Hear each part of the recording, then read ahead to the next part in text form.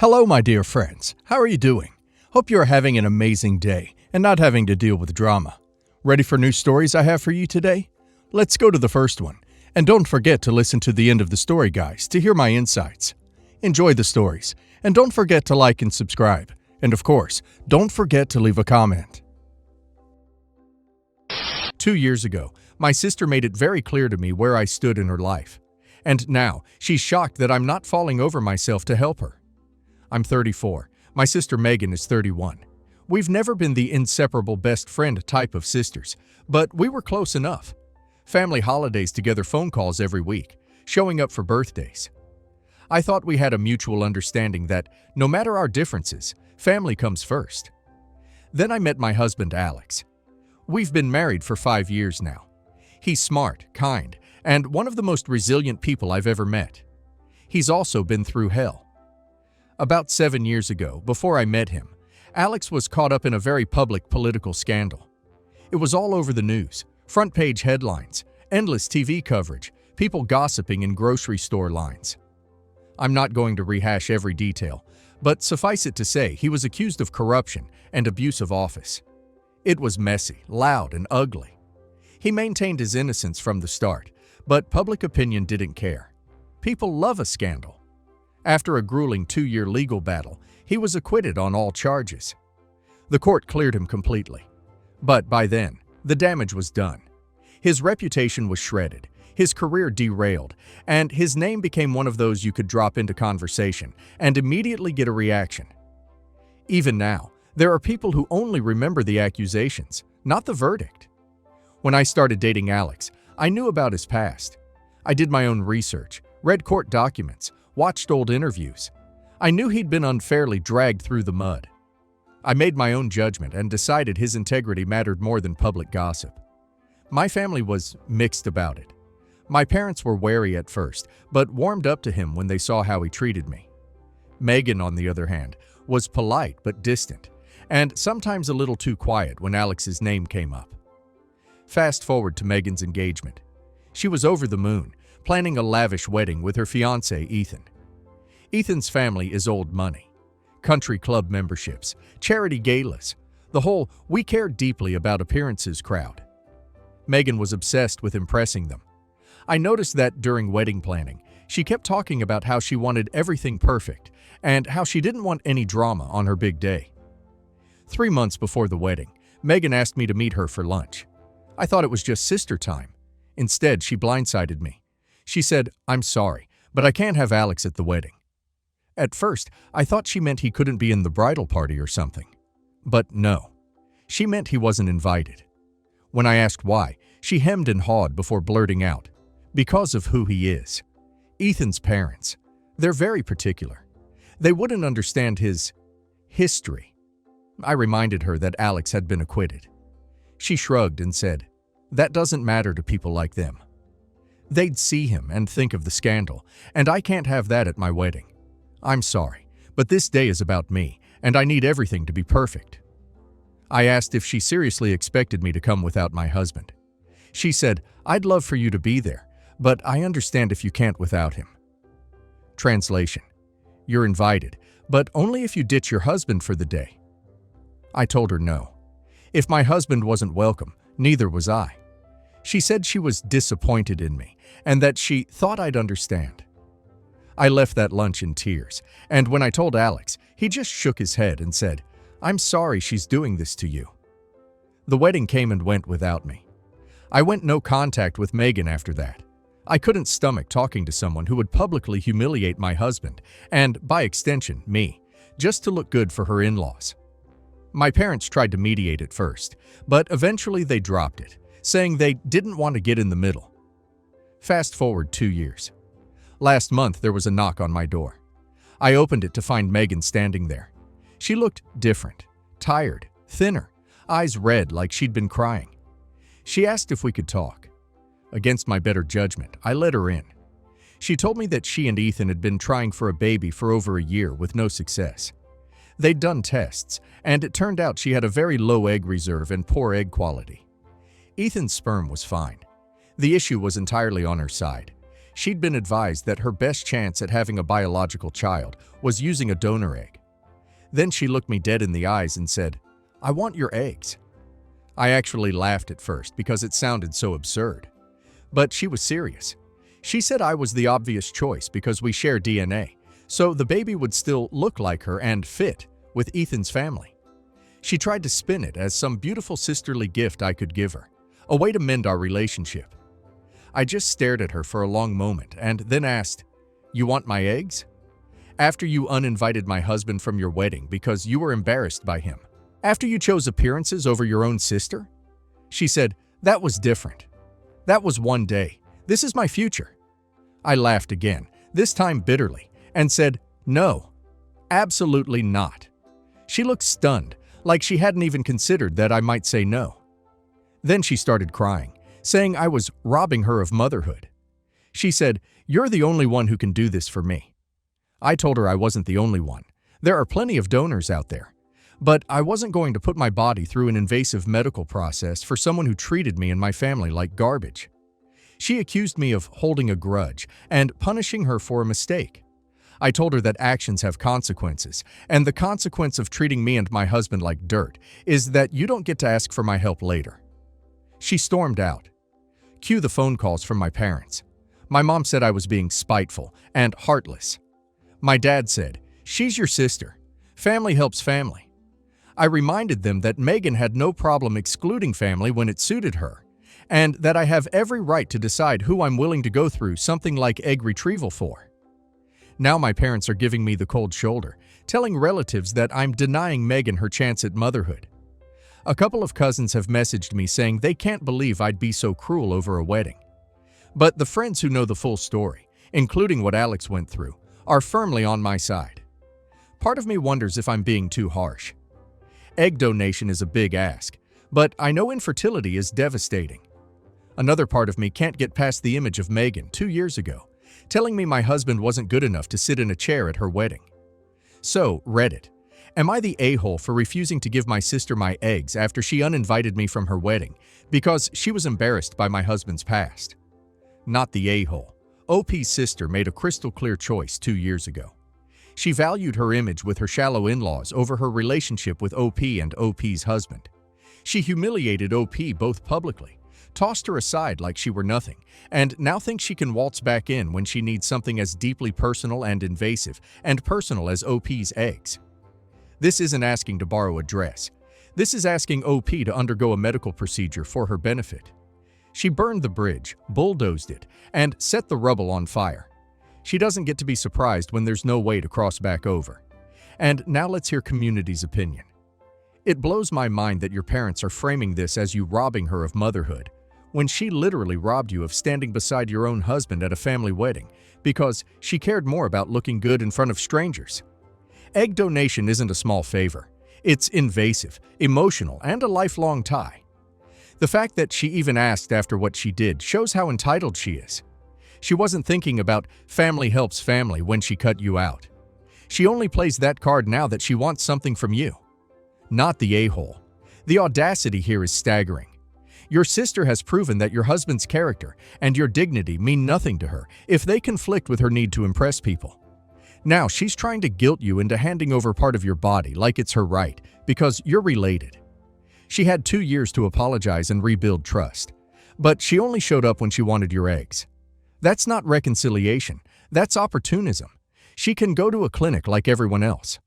The entitlement is unreal. She cut you out of one of the biggest milestones of her life, fully aware of how deeply it would hurt you, and never once tried to make amends. Now she thinks you'll just overlook all of that because she's having fertility issues. Infertility is heartbreaking, but it's not a free pass to demand someone's eggs, especially someone you treated like dirt. You're not punishing her. You're protecting yourself from more exploitation. She's not owed your forgiveness, your body, or your DNA. Context. This happened 20 years ago. My mom died when I was 9. My dad and I moved out of town after her death a few months later, and after the move, he met his current wife. Their relationship was a whirlwind, and she was living with us within 5 months, and they were talking about getting married. My dad's wife expressed interest in my mom's engagement ring at the time. My dad was open to her having it and asked me if I would give it for them to use. I said no. He was disappointed and said it would be a way of tying her to our family. I was so afraid he would use it or sell the jewelry box that my mom owned. That's technically an antique, that when my grandparents came to see me, I asked them to hold on to both so she couldn't get them. This is where I mentioned that both were from my mom's side of the family. My grandma gave my dad the ring to give to my mom when they were getting engaged, and she left it to me in her will. My grandparents were originally going to keep them safe for me as instructed, but I wanted them with me, and so they let me keep them. I just went with the original instructions because I did not want them being given to my dad's new wife or sold to buy her a ring. My dad was upset at me about the ring, but didn't know about the jewelry box. I lied and said we must have left it behind, which after getting annoyed about and tearing the house apart, he accepted as fact. They found out about it about 5 years ago. He was annoyed, his wife was pissed, and the relationship that was already strained became even more awkward. My dad brought it up again a few weeks ago because he heard my daughter talk about how we all used the jewelry box to store our precious things inside of it. And he asked me why I would let the kids use it and risk breaking it, when I wouldn't be okay with it going toward a ring that would help make his wife part of our family. I said the kids are always supervised and they are part of my mom's family too, which is why I want them to use it as well, since she's their grandma. My dad said it was petty and immature to do what I did when I was 10. Am I the a-hole? Edit. My dad was not a wealthy person and the ring was worth more than anything he could have ever afforded. She wanted something expensive, and it didn't matter to her if it was my mom's or not. She never even flinched when lusting over it and saying she would love to see it on her finger. His idea to sell the music box would have been to get the money from it since it was an antique and match or pass the value of my mom's ring. So basically, she wanted it to show off how expensive her engagement ring was, and both of them knew he couldn't afford something like that on his own. I will always be glad I had my grandparents to give them to, and I was able to do so before my dad started looking for it. Or they would have stolen it. I have no doubt about that. Not the a-hole. Why would this new wife even want a family heirloom? She has no connection to it. If I was in her place, I wouldn't even want to take it away from you. It was your grandmother's and mother's ring. You are not in the wrong. I just think that's so disrespectful to your mom to give her ring to a new wife after she died. Personally, I think he should have planned on buying her a new ring. Not the a-hole. Also, the decision that you made when you were 10 was better than the decision he made as an adult. You didn't want him to use it. You didn't want him to sell it. You couldn't actually prevent him from doing so if he found them, because you were a minor and he was supposed to stand up for you. An adult in your position might have put the items in a safe deposit box for safekeeping. You were a kid, so you did the next best thing and asked your grandparents, your mother's parents, to keep it safe. Honestly, I am proud of you for standing up to your dad when you were 10. You had just lost your mom, and many 10-year-olds would have been too afraid of alienating their dad and would have just given him the ring to avoid a fight and keep him happy. You are not the a-hole, not then and not now. Your dad, however, he was willing to give or sell your mother's ring for his new wife. That is massively a-hole behavior. And to still be annoyed by it over 20 years later, even more the a-hole. Not the a-hole. That jewelry was your inheritance from your mother. Why would your father risk that if he and new wife had more kids, that she would leave it to one of them instead? If anything, your father should have protected your access to your mother's items and told his wife-to-be to leave it alone. Oh, I have no doubt she would have passed down the ring to her kid if she had one. That's just like a thing she would do. My future father-in-law is not a good man. This is all going to be relevant later. He was a politician who got filthy rich off of bribe money and faced charges, but was never convicted. He has heavily implied in front of me that he did everything he was accused of. After leaving politics, one of his cronies got him an executive position at a pharmaceutical company. So he is the guy who nickel and dimes people to make his money. His name is fairly recognizable in the city we live in because of the trial. Honestly, he kind of disgusts me, but he was a loving husband and father, so I get why my fiancé sees him differently. When I was 15, I lost my older sister in a car accident. It was horribly traumatic for everyone involved. She was an organ donor, and my parents were asked if they wanted to meet the man who had gotten her kidney. We'll call him and his wife Caroline and Richard, and they had a teenage son, James. Caroline and Richard were very nice at first, and very sincerely grateful. I went in the other room with James, and we had a great conversation. My parents kept in touch with them for about a week, And then they found out through a conversation with Caroline who Richard was, corrupt politician. My parents are very ethical people and were disgusted. They both felt like their daughter's kidney had been wasted, and my mom told Caroline that. Caroline got straight up vicious and said some horrible things. That was the end of that. But James and I stayed in touch, became friends, and then fell in love. We dated through some of high school and all of college, and we recently got engaged. My parents have never been happy about this. I'm not the biggest fan of Richard and Caroline. He just kind of sucks for what he did, and I get the impression she doesn't think I'm good enough for her son. But nothing major. My parents, however, will not let it go. My mom said that it isn't fair for me to expect her to sit through a wedding with those people. Every time I bring up the wedding, she talks about how my sister's kidney should have gone to someone who deserved it. I finally snapped today and told them that they need to move on and accept that this is my life. But now I feel like an a-hole because it isn't something they are just going to get over. Not the a-hole, but it isn't something they are going to get over, probably ever. They lost a child, and that's devastating. They have to remember the child who still is alive and is at a very important milestone. But they just can't see through their own grief and misplaced anger. So I think now is the time to consider if it will be easier to not have them at your wedding. No a-hole. Although I don't agree with your parents bringing it up constantly, they have every right to feel the way they do, as do you. They probably will never get over losing a daughter so young. But I think they need to realize that they can still lose you too. I think if anything, you should sit them down. Tell them you respect how they feel, and that will never change. But you love this man and plan on spending the rest of your life together, so compromises need to be made on their part. I couldn't imagine them being okay with missing out on your big day. I mean, there's a lot to unpack here. You think of your future father-in-law as a bad person, right? But your fiancé sees him differently, sees him as a loving father. Frankly, this seems like a huge red flag to me. You're marrying into a rich family, and they got rich through improper means. So you're marrying into a family with wealth and privilege obtained through ill deeds. It's easy to say that that's just the father, and that his son isn't bound by the father's crimes. But he still benefits. And if the son views the dad as a loving father, I question how he feels about the money and privilege that his father's crimes afford them. I don't see how someone who thinks this man is disgusting and unethical can be a compatible match for someone who thinks of him as a loving father. And that's before we even get to the kidney. This crap's a mess. Your parents are not wrong to be against this marriage. And yes, the a-hole for telling them to move on. My stepdaughter is 23. She lives in a different city than us for work. My husband and I have 3 other daughters, 12, 10, and 8. They absolutely worship and adore their older sister, look up to her, want to copy her, the whole 9 yards. We are Christians and are raising our girls with the concept of S being for marriage. I know that's not the most common in this day and age, but it's something we feel strongly about. Anyway, my stepdaughter has had a boyfriend for 2 years. They live together, which we don't agree with, but she's financially independent.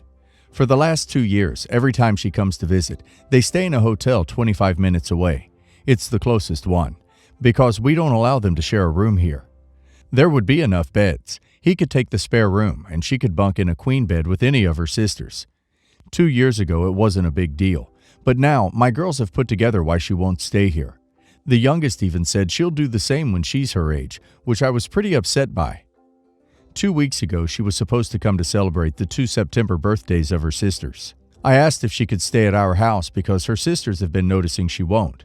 She said no immediately. I admit I could have phrased it better, but I said they were at an age where her setting a good example is more important than ever, and she wasn't doing that. She got offended. We started to argue, and then she told me to F off, she's not coming.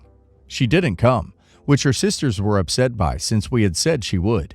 She sent them a gift and gave them a call. When they asked why she didn't come, she specifically said it was because I was rude to her, so my girls were then mad at me. I sent her a text telling her I didn't appreciate it. She texted back, "I don't care," and we haven't spoken since. Was I the a-hole for making that request? I'm kind of blown away it's turned into such a big thing, but sad that she's already said she's not coming for our other daughter's November birthday, and I don't know how to make it right. Yes, the a-hole. You're very judgmental about your adult stepdaughter's totally normal S life. At Christmas, I also prefer to stay in a hotel rather than with my family, because they judge me, and I don't need that. So I set limits on my time with them, and then I happily return to the hotel where I'm not being judged and criticized for every move. Maybe you should just be happy that there is already a solution for your disagreement, and everyone still gets to visit. It sounds like a pretty good compromise already. Yes, the a-hole. Stepdaughter provided a solution so that she could see her sisters and you could still keep your house rules. It's your job to explain to your daughters why their sister doesn't stay at your house.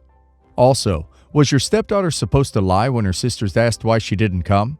Isn't that also against your religion? Yes, the a-hole, a controlling one at that. Your beliefs are something you keep to yourself instead of forcing them on other people. What you are doing is alienating not only your spouse's child, but your own children as well. You need to get off your high horse and stop being so controlling.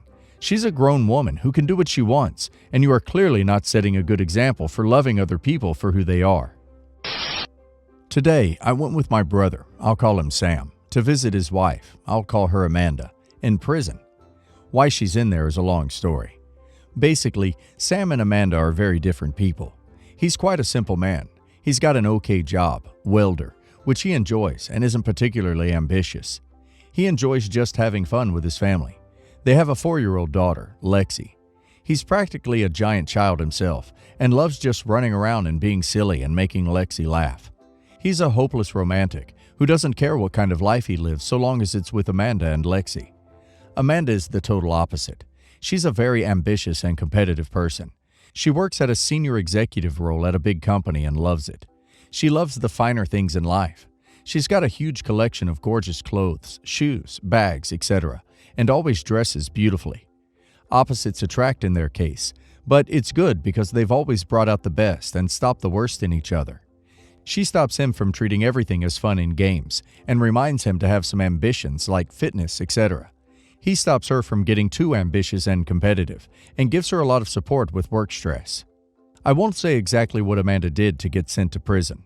All I will say is that she did go too far in her attempt to reach a goal and crossed a boundary into something illegal. As Amanda was by far the higher earner, they've lost quite a big chunk of income since her employment was terminated. They've still got more than enough money saved up, and Sam is on a decent salary. The prison she's in is a 3-hour drive from where they live, but he tries to take Lexi to see Amanda as much as possible. When I saw her in prison, I barely recognized her. She's a shell of the person I knew. Obviously, her career is destroyed, and she has no idea what to do when she gets out. This is the first time I've seen her since she got locked up, and she was crying her eyes out. Sam was crying with her and hugging her and promising his sweetheart that all would be well. Obviously, I held her hands and told her it would all be okay, but when we left and we were in the car, I told Sam I didn't feel sorry for his wife at all. She chose to screw people over to get what she wanted. She had a great job, a husband who adored her, and a beautiful child. But that wasn't enough for her. She still wanted more and committed crimes to get it, and that has ruined their lives. Sam was enraged. He dropped me home and told me that he doesn't want to hear from me at all unless I apologize. My husband thinks I should, because he's still hurting and misses her. I don't think what I said was wrong. Sam needs to accept his wife's own role in where she's ended up. Yes, the a-hole. You're not wrong, but you're still an a-hole. There is a time and a place for conversations like that, and you clearly lack the tact to recognize that the car ride home after an emotional meeting was not it. I mean, you're not wrong to feel how you feel, but yes, the a-hole. Way to kick your brother when he's down. Why should you even say something so tactless to him when you know how much he misses his wife? I don't blame him for being angry with you. Keep your opinions to yourself. Info. Are you one of those delightful people who pride themselves on being brutally honest, but mostly just enjoy the brutal part? Yes, the a-hole. Your statement might have made sense, but I felt you said it way too soon, especially given how much he loved his wife. You should have chosen your timing and words more carefully. He's right to be mad. I live in a big city, but have a vacation cabin just about 2 hours away. It's nothing fancy, but it has a nice homey vibe and a couple bedrooms, and it's just a great place to get away from time to time. With everything going on this year, I've been going more since I don't have to work in the office anymore. I don't rent it out officially, but will occasionally let my brother or friends go there when they need to get away, and I'm not going to be there anyway. My dad got remarried last year, and his wife has 2 daughters, one 29 and one 27. I'm 31, and given that we were all adults when they got married, they don't really feel like step-siblings. more like casual acquaintances. I've only been around them 2 times total, once being the wedding last summer. A couple days ago, I got a call from one of them asking if she and her husband and 2 kids can have a weekend getaway there the weekend after Thanksgiving. I've only let my actual sibling there as well as a very good friend, so I'm not crazy about this. I told them I'd think about it. After thinking about it more, I decided I really don't know them well enough, and I don't want basically strangers staying there, especially since I plan on working the following week there, and don't want to clean up after a mess if their kids dirty the place. When I told her sorry, but I just don't feel comfortable with it, she got really upset. She basically begged, but I'm not really one to change my mind, so I told her no, but mentioned there's some Airbnbs in the same little town. To say that didn't go well was an understatement. She went on a tangent about how we're family now and all that, but I stayed firm because it felt manipulative.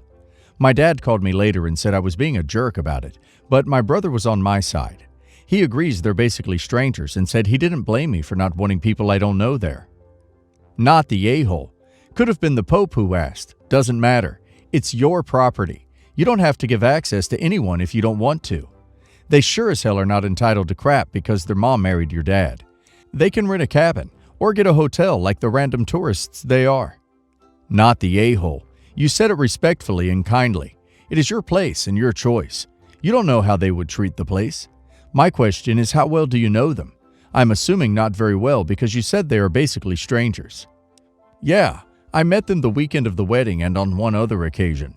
I'm not trying to villainize her. They seem nice enough, but I just don't know them well enough or know enough about how their kids act to trust them in my place while I'm not there. Not the a-hole. You said it yourself that you own this cabin and that you only let people you know really well use it, and only when you do not plan to be there. She shouldn't even be asking about having her own family be allowed onto your property, as she doesn't know you either. Stick to your guns here. It's your property and your rules. Don't let someone who you've only met twice change that.